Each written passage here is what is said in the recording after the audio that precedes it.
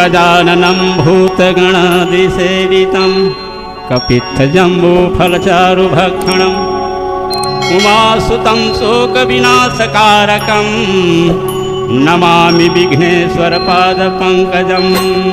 तुलसीरथ मैया तुलसीरथ गाई आए हो तोरे शरण ए मैया आए हो तोरे शरण।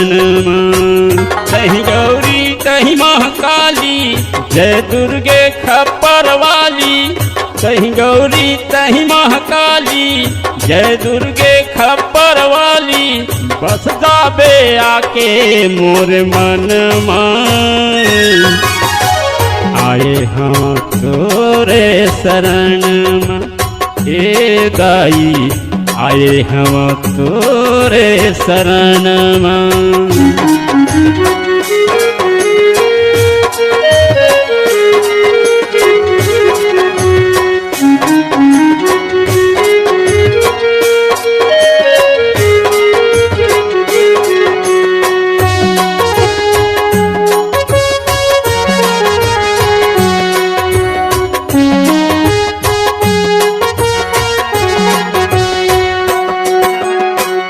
छोटे छोटे लइका मैया आयन तोर दुआरी ओ आयन तोर दुआरी।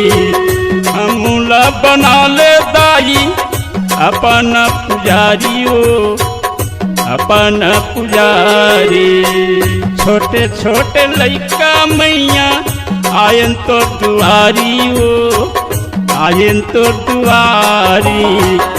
हमूला बना ले दाई अपन पुजारी ओ अपन पुजारी। तेहि लक्ष्मी तेहि ब्राह्मणी तेहि शीतला तेहि रुद्राणी। तेहि लक्ष्मी तेहि ब्राह्मणी तेहि शीतला तेहि रुद्राणी। बस जाबे मैया मोर कंठमा आए हम तोरे शरण ए गाई आए हम तोरे शरण।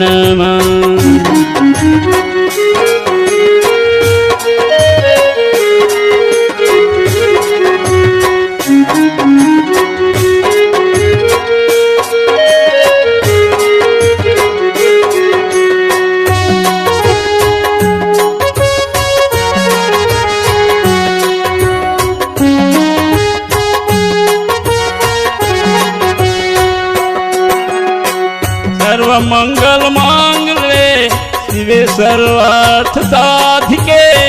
शरण्ये अंबिके गौरी नारायणी नमस्तुते। सर्व मंगल मांगले शिवे सर्वार्थ साधिके। शरण्ये अंबिके गौरी नारायणी नमस्तुते नारायणी नमस्तुते। हमूला बना ले दाई अपन पुजारी ओ अपन पुजारी। तेहि लक्ष्मी तेहि ब्राह्मणी तेहि शीतला तेहि रुद्राणी। तेहि लक्ष्मी तेहि ब्राह्मणी तेहि शीतला तेहि रुद्राणी। परे हम तोरे चरण आए हम तोरे शरण ए गाई आए हम तोरे शरण। आए हम तोरे शरण आए हम तोरे शरण।